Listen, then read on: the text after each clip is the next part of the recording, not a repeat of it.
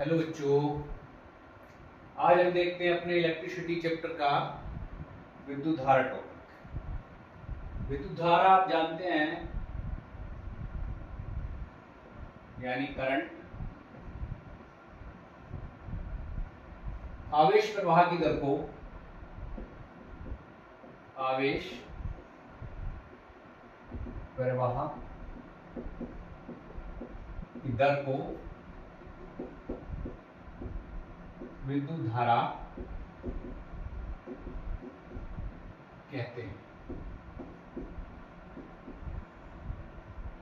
मान लिया क्यू आवेश है, उसको बहने के लिए टी समय लगता है, तो यानी उसकी दर को विद्युत धारा, और इसका सिंबल होता है आई। आई यानी I is equal to Q by T. आवेश प्रवाह की दर को विद्युत धारा कहते हैं, और इसका मात्रक होता है कूलाम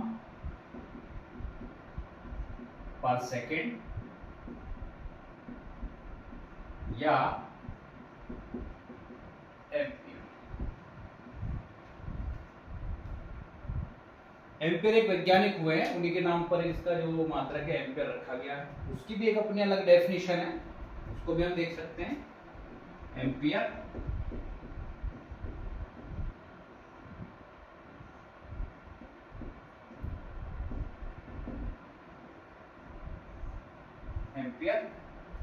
इसमें क्या होता है कि एकांक लंबाई के हम दो तार यदि लेते हैं, एकांक लंबाई के दो तार और एकांक दूरी पर स्थित हैं, एकांक लंबाई के दो तार एकांक दूरी, एकांक लंबाई के दो तार हैं और एकांक दूरी पर ही वो स्थित हैं, एकांक दूरी पर स्थित हैं, तो उनके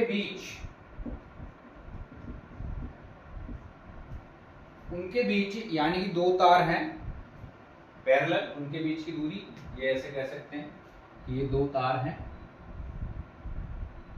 इसका भी आवेश एक कूलाम है, एक कूलाम 1 क्यू, ये भी 1 क्यू है, और ये बीच की दूरी भी इनकी कितनी है 1 मीटर। ठीक है, तो उनके बीच जो है 2 गुणा 10 की घात -7 न्यूटन का बल यदि आरोपित होता है, उनके बीच 2 गुणे 10 की घात -7 न्यूटन का बल आरोपित हो, तो उनमें बहने वाली धारा 1 एम्पियर, तो उनमें बहने वाली धारा 1 एम्पियर होगी। उनमें बहने वाली धारा यानी विद्युत धारा 1 एम्पियर।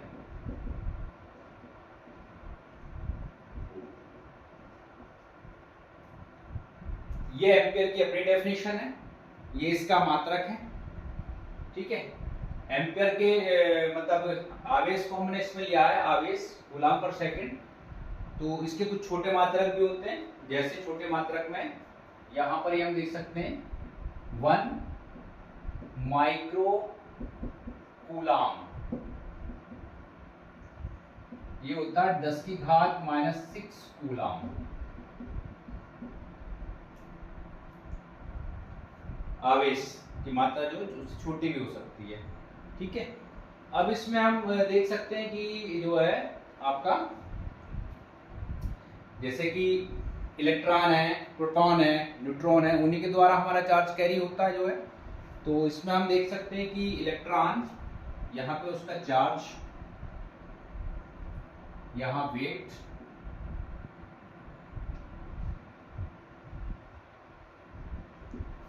वेट इन एएमयू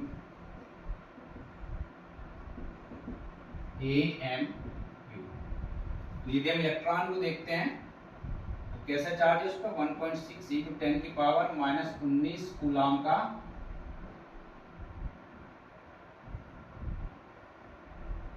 नेगेटिव और इसका वेट है 9.1 × 10⁻31 kg और AMU में इसका द्रव्यमान है 0.0055 AMU। इसको एक टेबल का रूप दे देते हैं।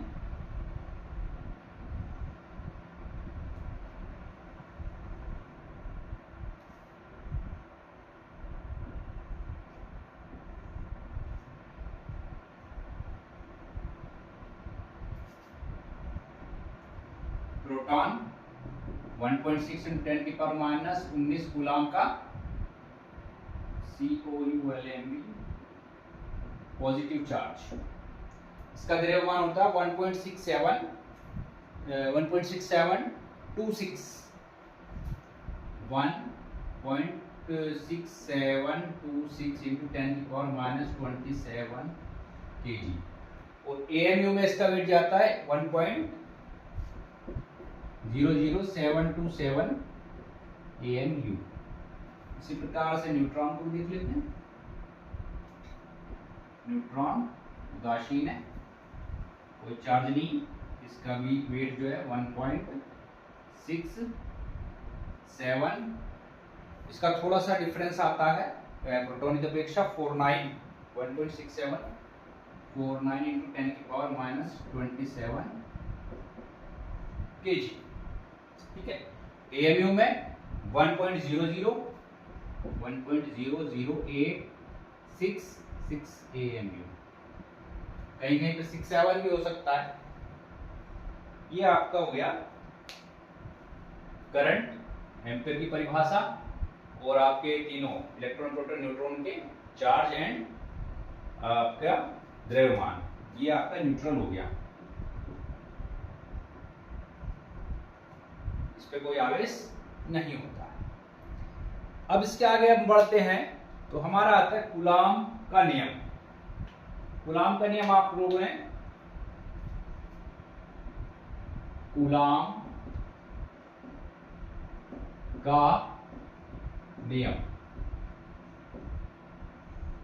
आपकी बुक का पहला रूल यहीं से स्टार्ट होता है। फिजिक्स जो इंटरमीडिएट फिजिक्स है उसका पहला नियम यहीं से स्टार्ट होता है। ये तो आपने पहले भी पढ़ा है। इसमें क्या होगा, अगर दो आवेश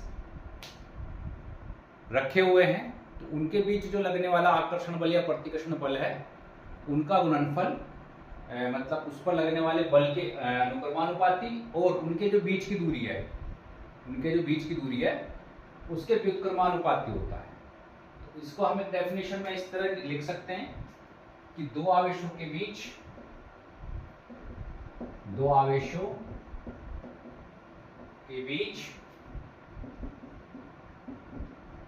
लगने वाला आकर्षण या प्रतिकर्षण बल उनके गुणनफल के अनुक्रमानुपाती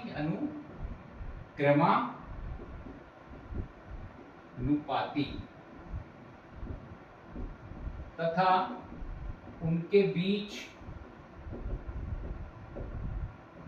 की दूरी के वर्ग के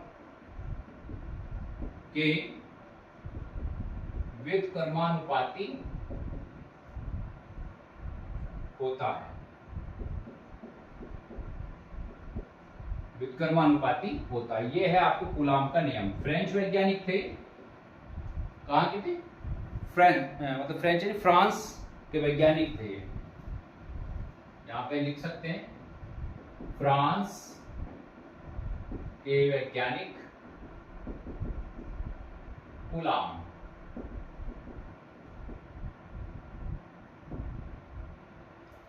तो उन्होंने ये नियम दिया था कि दो आवेशों के बीच लगने वाला आकर्षण या प्रतिकर्षण बल उनके गुणनफल के अनुक्रमानुपाती और उनके बीच की दूरी के वर्ग के व्युत्क्रमानुपाती होता है। अगर हम ये मान लेते हैं कि दो आवेश हमारे हैं,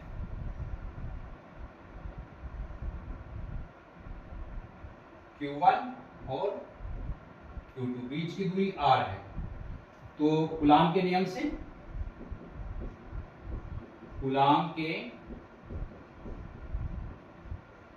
से F proportional to Q1 Q2, equation number 1। ठीक है, चलिए आगे देखते हैं।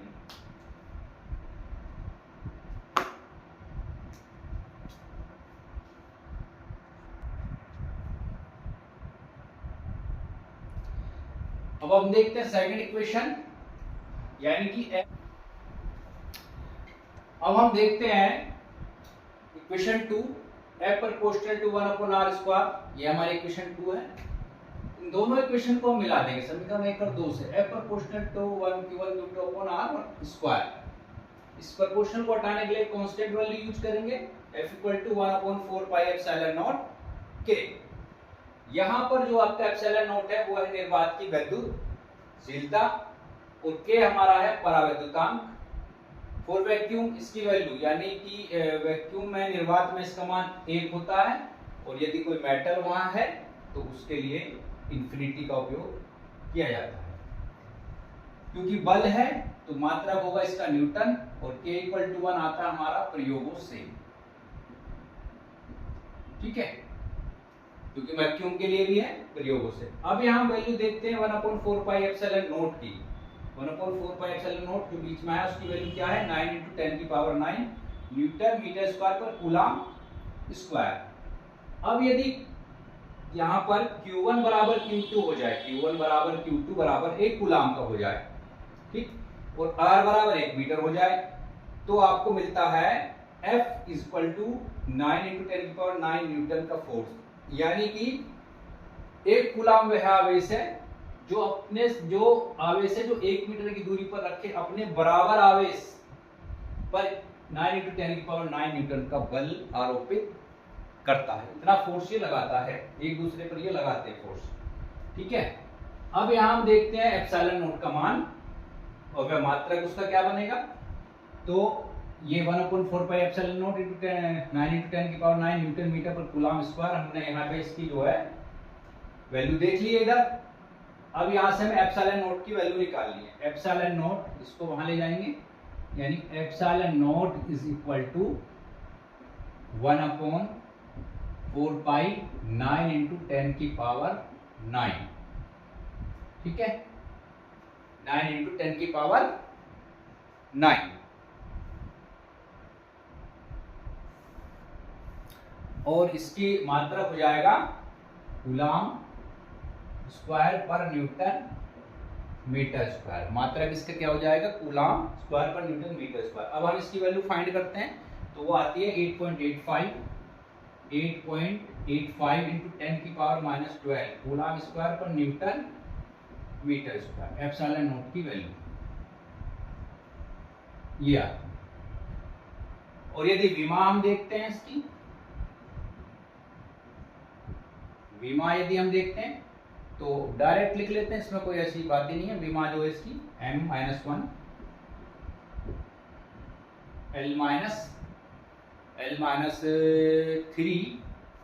L-3 T4 और A2, ये इसकी विमा आती है। तो ये आपका कूलाम का नियम, वैद्युत धारा, जहां तक आपका जो है टॉपिक, बाकी इसके आगे देखेंगे।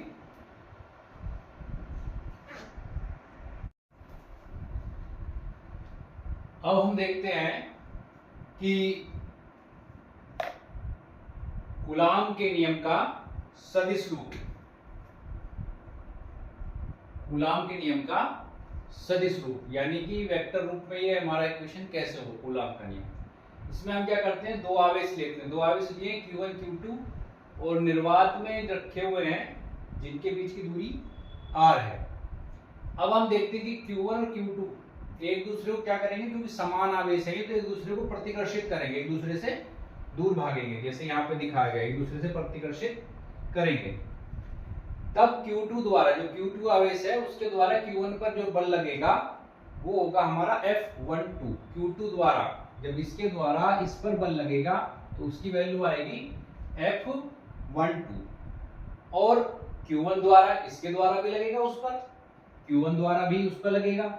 जब Q1 द्वारा Q2 पर बल लगेगा तो उसमें जो लगने वाला बल होगा उसका प्रतिकर्षण बल भी F21, इसकी जो दिशा मतलब इसका जो फोर्स आएगा वो आएगा F21 के वेक्टर F21। अब Q1 को Q2 से मिलाने वाला सदिश, जो Q1 को Q2 से मिला रहा है वो सदिश है हमारा R12, वेक्टर R12, और Q2 को Q1 से जो मिला रहा है वो है हमारा vector R21।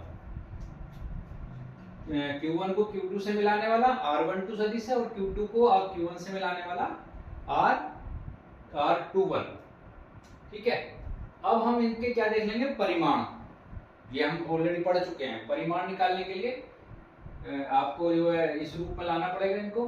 R12 equal to, क्योंकि दूरियां इनकी समान है, इनकी दूरियां तो समान है R, तो इनकी दूरियां भी समान होगी, तो इनकी वैल्यू आएगी R।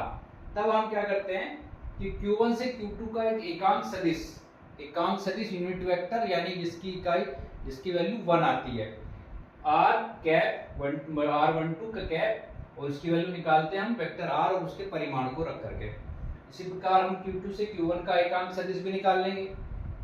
ठीक है, इसकी वैल्यू भी इस तरह आएगी। अब हम देखते हैं कि जो कूलाम का हमारा सदिश रूप बनता है, कूलाम के नियम का सदिश रूप, वो पहले F21 के लिए, यानी कि 2 से Q1, Q2 से Q1 की ओर जो फोर्स लग रहा है, F21 1/4 pi epsilon naught Q1 Q2 upon R square R12 cap, और यहाँ पे इसकी वैल्यू को जब हम सॉल्व कर लेंगे तो हमें प्राप्त होगा यहाँ पे R³ और R12 का वेक्टर।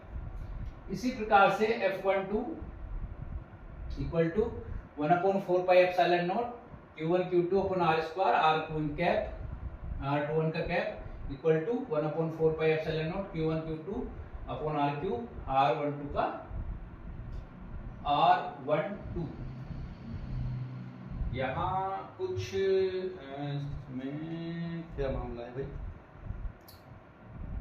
R21 यहाँ पे 21 आएगा, R21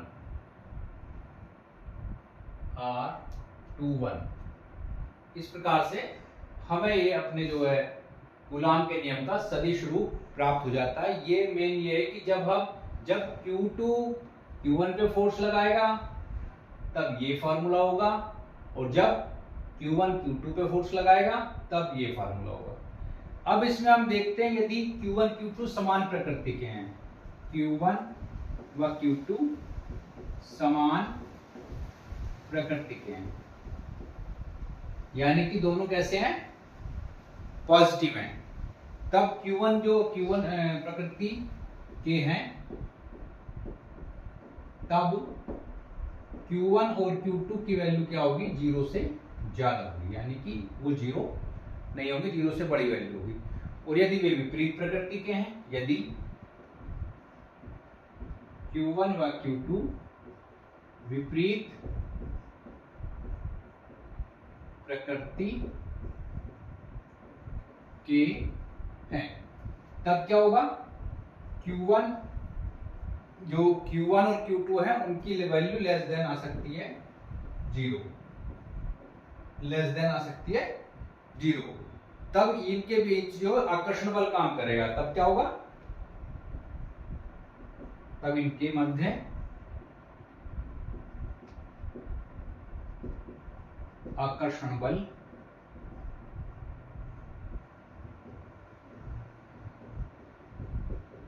होगा। यानी कि अगर ये दोनों जो Q1 Q2 अगर ये समान प्रकृति के हैं, तब ये क्या करेंगे, दूसरे को रिपल करेंगे, दूर भागेंगे। ठीक है, तब इनकी वैल्यू, जब Q1 Q2 की वैल्यू क्या होगी, 0 से बड़ी होगी। लेकिन अगर ये विपरीत प्रकृति के हैं, तब Q1 Q2 की वैल्यू क्या होगी, 0 से कम आएगी, और ये एक दूसरे को अट्रैक्ट करेंगे, यानी कि मन के बीच में एक आकर्षण बल काम करेगा। तो मेन हमारा जो सदिश रूप आता है वो यही आता है कूलाम के नियम का, इसी को आपको फॉलो करना है।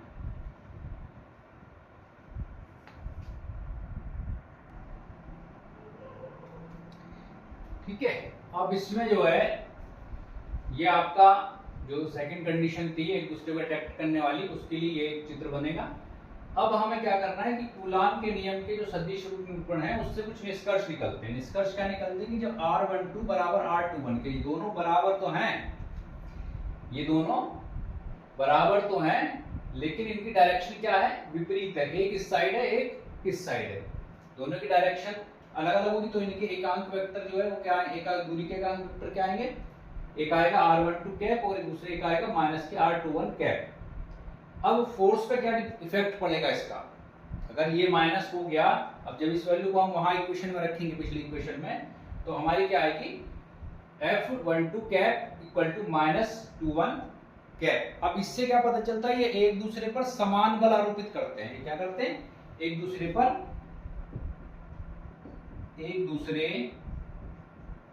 पर समान बल आरोपित करते हैं। अब ये एक दूसरे पर समान बल तो आरोपित करते हैं, तो यहां से हमें ये पता चलता है कि कूलाम का नियम जो है, कूलाम का नियम न्यूटन के तृतीय नियम कौन सा है, क्रिया प्रतिक्रिया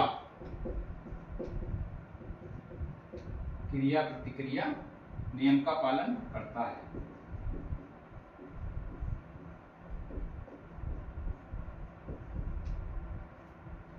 क्रिया प्रतिक्रिया नियम का पालन करता है। और दूसरा पॉइंट क्या है, यदि दोनों आवेशों को मतलब जो है,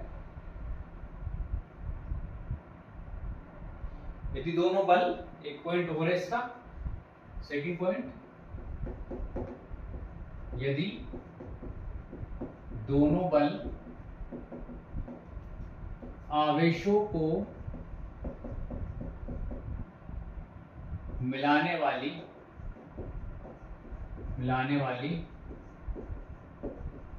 रेखा के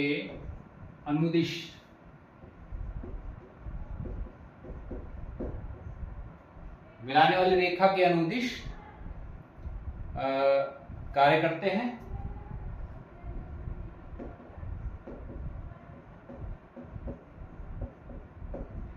तो ये केंद्रीय बल है, इसका केंद्रीय बल होगा। तो न्यूटन के जो हम कूलाम का जो सदिश नियम का हम सदिश निरूपण करते हैं, तो उसके हमारे दो निष्कर्ष हमको मिलते हैं। इसके बाद हमारा अगला पॉइंट आता है कूलाम बलों की परास। कूलाम बलों की परास, यानी कि रेंज क्या है इनकी रेंज होती है 10 की घात -15 मीटर से लेकर के 10 की घात 18 मीटर तक की रेंज होती है, ठीक है। इनकी परास,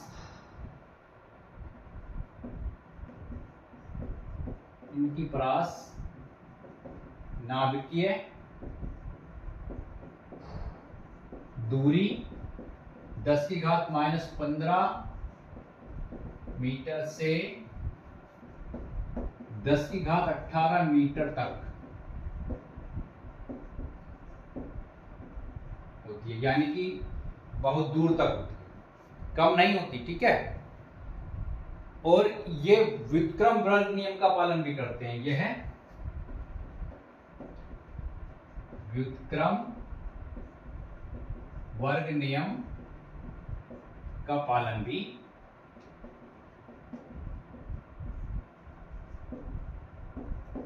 करते हैं। अब इनकी जो मतलब व्युत्क्रम वर्ग नियम का पालन तो करते हैं, लेकिन ये क्या है कि 10 की घात -15 मीटर से कम दूरी पर ये प्रभावी नहीं होते। मतलब 10 की घात, ये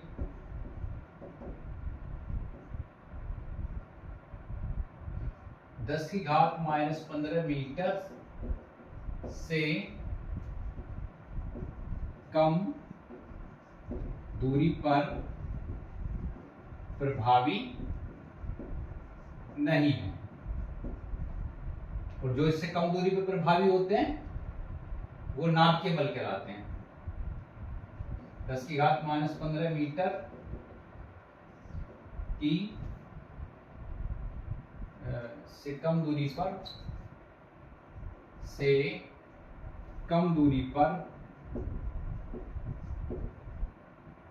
पर प्रभावी बल नाभिकीय बल होते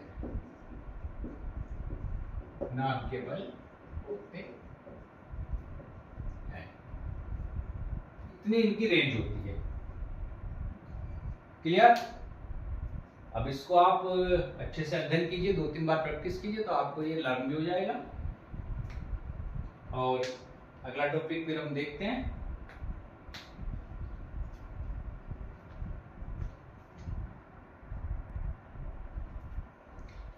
अब हम देखते हैं बहुल आवेशों के बीच बल या अध्यारोपण का सिद्धांत। ये आपकी बुक में एक बहुत अच्छी हेडिंग है और बोर्ड परीक्षा के लिए हिसाब से भी जो है इंपॉर्टेंट है। प्रिंसिपल ऑफ क्या होगा? Principle of superposition.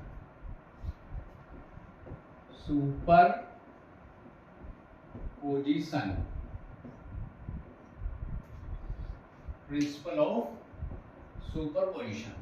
इसमें हम क्या देखते हैं, इसकी डेफिनेशन क्या कहती है? पहले डेफिनेशन देखते हैं कि यदि किसी निकाय पर अनेक आवेश हों तो किसी एक आवेश पर अन्य आवेशों के कारण बल उस आवेश पर लगे सभी बलों के वेक्टर योग के बराबर होता है। यानी कि अगर कोई एक निकाय हम ले लें, निकाय ए के लिए रखा हमने, वो निकाय ले लिया, इस पर हमारे बल लगे हुए, कौन कौन से आवेश लगे हुए? Q1, Q2, Q3 up to Qn तक लगे हुए, बहुत सारे लगे हुए। तो इसमें क्या होगा कि अगर हम किसी एक आवेश को इसमें पकड़ लेते हैं, जैसे हमने इसको ले लिया, Q1 को ले लिया, तो इस पर लगने वाले अन्य आवेशों के कारण इनके कारण ये जो अन्य आवेश लगे हुए हैं, इनके कारण जो यहाँ बल लग रहा है इस पर, तो उस आवेश पर लगे सभी बलों के वेक्टर योग, यानी कि इन सभी बलों के जो फोर्स इस पे काम कर रहे हैं उनके वेक्टर योग के बराबर होगा इस पर लगा बल। ठीक है, इस अकेले पे लगा बल इन सभी के वेक्टर योग के बराबर होगा। अब जो इन आवेशों द्वारा इस आवेश पर एक एक कर लगाया जाता है, जबकि वो क्या है, एक एक कर लगाया जा रहा है, एक बार इससे लगाया जा रहा है, एक बार इससे लगाया जा रहा है, एक बार इससे लगाया जा रहा है। तो इन सब का अगर हम वेक्टर योग निकालेंगे तो वो क्या होगा, ये समान बराबर ही आएगा। इसी को हम कहते हैं अध्यारोपण का सिद्धांत। This is called principle of superposition for Coulomb's law. ठीक है, जब बहुत सारे बल एक ही पॉइंट पे लगे हुए हैं। अब इसमें क्या करते हैं कि किसी एक आवेश पर लगाया गया बल अन्य के आवेशों की उपस्थिति के कारण प्रभावित नहीं होता है।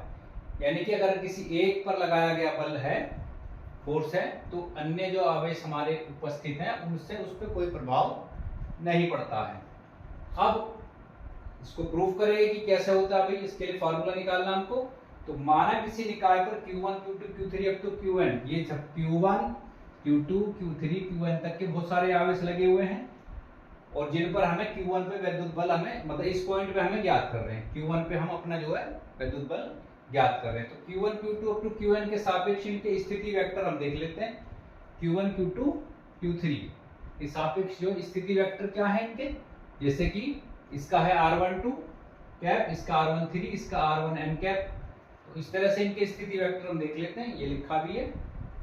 ठीक है, अब Q2 पर के कारण Q1 पर लगने वाला बल, Q2 के कारण Q1 पर लगने वाला बल, यानी इस पे लगने वाला, इसके कारण इस पे लगने वाले बल के लिए हम क्या करेंगे, कूलॉम्स लॉ से उसका फोर्स निकाल लेंगे। F12 = 1/4πε0 Q1 Q2 upon R12 square, और ये R1 कैप क्योंकि ये यूनिट वेक्टर है तो इसका इस पे ज्यादा इफेक्ट नहीं है। इसी प्रकार Q3 के कारण Q1 पर लगने वाला बल F13 1/4 pi epsilon naught Q1 Q3 upon R13 का स्क्वायर। इसी प्रकार से इसका, और यदि हम n आवेशों तक लेके जाते हैं, ये हमारा n आवेश Q1 तक, तो उसका फॉर्मूला भी इसी प्रकार से निकल के आएगा। अब हमको क्या करना है कि अध्यारोपण के सिद्धांत इसमें अप्लाई कर देंगे और सभी निकायों का जो परिणामी बल है वो हम निकाल लेंगे। ठीक है, उसको करते हैं आगे। अब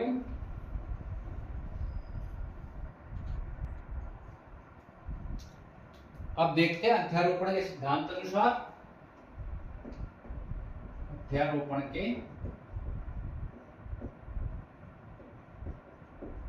सिद्धांत के अनुसार क्या करेंगे हम, इसका परिणामी इन सभी आवेशों का परिणामी वैद्युत बल निकाल लेंगे। सभी आवेशों के कारण, सभी आवेशों के कारण निकाय का परिणामी वैद्युत बल, ठीक है, F क्या निकालेंगे, F1, क्योंकि हम उसके Q1 के लिए निकाल लें तो F12 plus F13 plus up to Fn तक, जितने भी हमारा वैल्यू आएंगे सबको हम इनको जोड़ देंगे। अब इसमें हम देखते हैं कि सभी में 1/4 पाई एप्सिलॉन नॉट ये सब में कॉमन है, तो इसको हम पहले ही लिख लेंगे 1/4 पाई एप्सिलॉन नॉट। अब बाकी वैल्यू इसके अंदर Q1 Q2 upon R12 square और R12 cap plus Q1 Q3 upon R13 square R13 cap. इसी तरह डैश डैश डैश करते हुए जाएंगे तो Qn upon R1n square R1n cap. ये आपका जो है आ गया उनका परिणामी बल। Q1 पे परिणामी बल कितना है। अब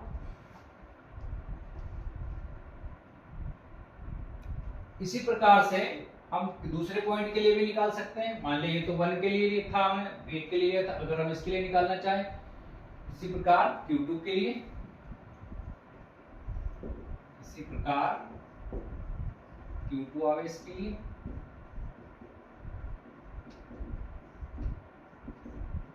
यानी कि F2 फिर वही 1/4 पाई एप्सिलॉन नॉट कॉमन हो जाएगा और यहाँ पे Q1 की जगह इस बार हम क्या रख देंगे Q2। Q1 की जगह क्या रख देंगे Q2, तो Q1 upon R21 square R21 cap plus Q3 upon R23 square R23 cap plus up to ले जाएंगे इसको फिर Q1 upon R2n square R2n cap. ये आपका Q2 के लिए। इसी तरह हम जितने भी पॉइंट्स लेंगे सबके लिए अपनी वैल्यूज को निकाल लेंगे।